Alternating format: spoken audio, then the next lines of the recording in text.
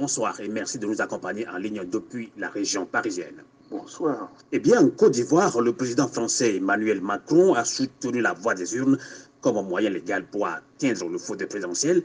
Il a également donné l'exemple du Burkina Faso par rapport à la révolution populaire. Eh bien, Kofi Yamian, Emmanuel Macron n'est pas non plus d'accord avec la longue durée des régimes au pouvoir, justement en Afrique, surtout. Donc, comment analysez-vous les propos d'Emmanuel Macron qui, visiblement, évite de s'ingérer dans des affaires d'État comme le cas du Togo, Kofi Yamian? Oui, en effet, Emmanuel Macron est un jeune président. Il n'a pas connu l'Afrique coloniale. Mais il est profondément démocrate. Et tout à fait un homme d'égalité. Quand il dit à Ouaga qu'il n'y a plus de politique africaine de la France, ça veut dire que tous les pays d'Afrique ou d'Asie ou d'Amérique, tous les pays hors du champ de l'Union européenne seront traités de la même façon, avec la même diplomatie. Il n'y a plus de champ réservé. Pour autant, il sait qu'il est aujourd'hui très attentif devant les événements tels que ceux qui sont intervenus au Togo. Il a pris en compte l'impératif démocratique en Afrique, au sud comme au nord du Sahara. Et il souhaite que la voie des urnes soit la seule voie vers la démocratie, vers la gagne, vers la victoire d'un individu sur les autres. Et c'est pour cela aussi que il ne veut plus s'ingérer dans les... Il ne veut plus que la France s'ingère dans les affaires africaines. Ce n'est pas pour cela qu'il oublie que la France est le pays des droits de l'homme. Tout à fait. Et que partout où les droits de l'homme sont bafoués, la France dira son mot. Tout à fait d'accord avec vous, Kofi Yamian. Nous allons parler tout de suite de cette sortie médiatique de l'UFC qui se joint à la lutte en demandant le retour à la Constitution de 1992.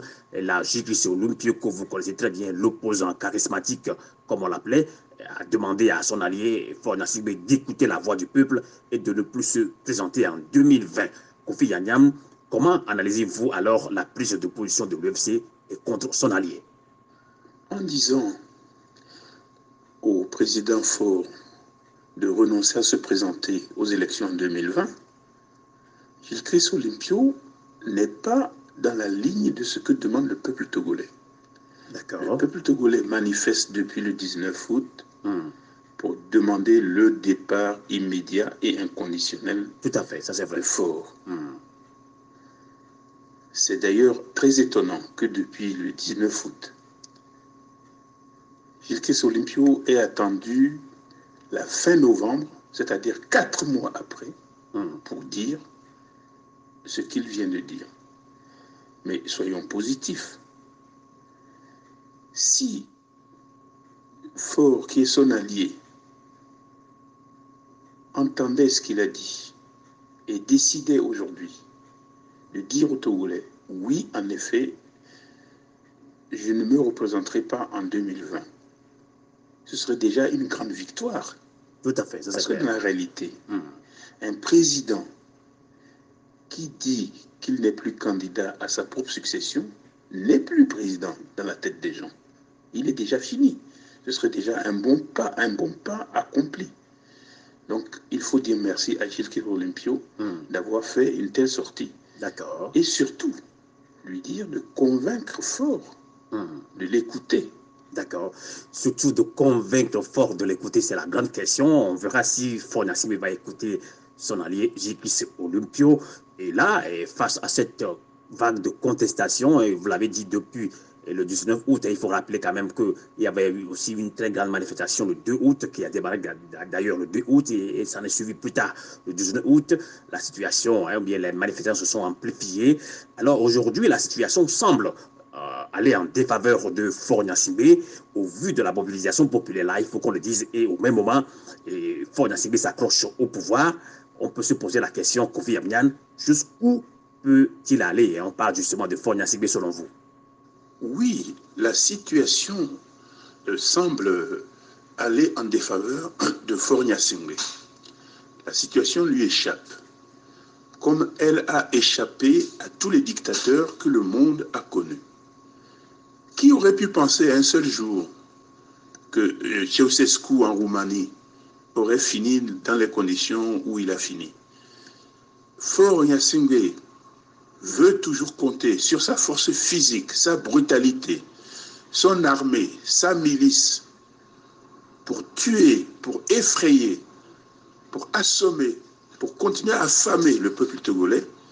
Mais quoi qu'il arrive, il finira par partir. Et c'est pour cela que la mobilisation populaire doit continuer.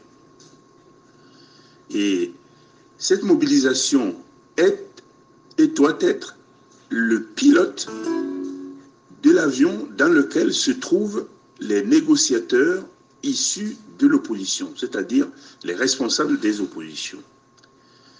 Ils n'ont rien d'autre à négocier que ce que le peuple leur demande de négocier, c'est-à-dire le départ préalable de Faure Gnassingbé.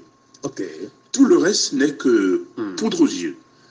Et donc, Faure, qui aurait pu faire ces réformes depuis 2006, à l'occasion de l'accord politique global de Ouagadougou, ne l'a pas fait. Et maintenant, s'il pense qu'il va le faire en lançant sa course en avant, et de dire je vais faire les réformes, je vais faire un référendum, je vais faire ci, je vais faire ça, tout ça, c'est de la poudre aux yeux. C'est faux, c'est pour juste se donner un peu plus de temps pour continuer à maltraiter ce peuple. Donc, il partira, il doit partir. C'est ça le sens de l'histoire. En tout cas, c'est ce que dit également le peuple togolais. Aujourd'hui même, à l'Orée au Togo, à l'appel de la coalition, le peuple est également sorti nombreux. Et le peuple le dit, maintenant, c'est le départ pur et simple de Faure Gnassingbé. Et pour bon nombre de Togolais, la question n'est plus une question de négociation, mais c'est comment négocier le départ de Faure Gnassingbé, comme vous voulez le dire. Et pendant ce temps, un dialogue est en gestation. Kofi Yamyan, comment l'opposition peut-elle s'y prendre dans cette situation selon vous? En effet, il y a un dialogue en gestation. Et ce dialogue n'est autre que le 26e dialogue intertogolais depuis que le RPT bouscule ce pays. Les 25 autres n'ont donné aucun résultat. Dommage. Il n'y a donc aucune raison logique humaine pour penser que ce 26e dialogue va donner des résultats positifs pour le peuple togolais. Mais il ne faut pas que nous apparaissions comme des gens qui refusent de dialoguer, qui refusent de discuter. Il faut aller à ces discussions avec le seul mot d'ordre dont le peuple a chargé les négociateurs, le départ de Faure. Voilà la position de ce que doit être la position de l'opposition, la sortie de Faure, c'est-à-dire le courrier, la lettre de route que le peuple togolais lui a confiée. Négocier le départ de Faure pour lui assurer une sortie aussi honorable que possible et qui le préserve physiquement de toutes les violences qu'il a fait naître lui-même. C'est lui le responsable de toutes ces violences. Mais le peuple togolais est prêt à lui tendre la main pour qu'il sorte du pays indemne. Voilà. Tout à fait d'accord avec vous. Vous êtes dans la logique pure et simple du peuple togolais. Le peuple togolais, comme on l'a dit plusieurs fois, demande le départ pur et simple de Faure Gnassingbé. Et Kofi Yamyan, rapidement, une dernière question pour vous libérer en ligne depuis la région parisienne. Et face à cette grave crise, beaucoup de Togolais pensent jusqu'où peut résister Faure Gnassingbé. Et le peuple togolais s'est également levé comme un seul homme. Vous l'avez dit tout à l'heure, la mobilisation doit s'intensifier. C'est vous qui le dites également. Ça, c'est la logique pure et simple également de ce peuple togolais. Quel est votre mot à l'endroit du peuple togolais également à la diaspora, Kofi Yamyan? À l'endroit du peuple togolais, je dis simplement courage. Nous sommes presque au bout. On n'a jamais été aussi près de la sortie de Faure Gnassingbé. On n'a jamais été aussi près de la libération du peuple. Et donc, le peuple doit continuer, insister, augmenter la pression, de sorte que tous ces gens-là partent et laissent le peuple se donner les dirigeants de son choix. Et quand on nous parle d'un gouvernement de transition, un gouvernement de ceci ou de cela, il faut que les choses soient claires.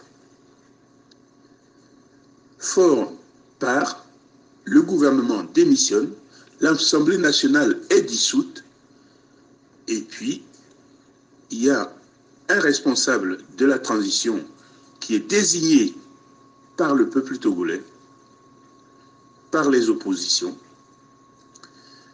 et ce responsable de la transition va plutôt former un gouvernement de transition, un gouvernement technique et aussi démocratique et apolitique même, avec la société civile, pour mettre les choses en place, poser les bases de la démocratie et ensuite envoyer le peuple togolais aux élections pour élire un nouveau président, une nouvelle assemblée, et que le Togo retrouve sa place dans le concert des nations.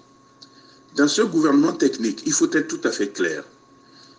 Faure ne peut pas être là.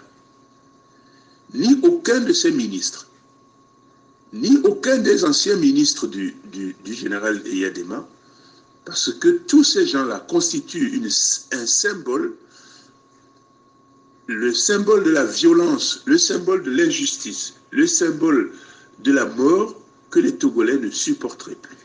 Tout à fait. Il faut aller vers des choses tout à fait neuves et nouvelles. D'accord. Merci beaucoup, Kofi Yamyan, de nous avoir accompagnés en ligne depuis la région parisienne. Je rappelle à nos auditeurs et auditrices que vous êtes président de Sursaut Togo.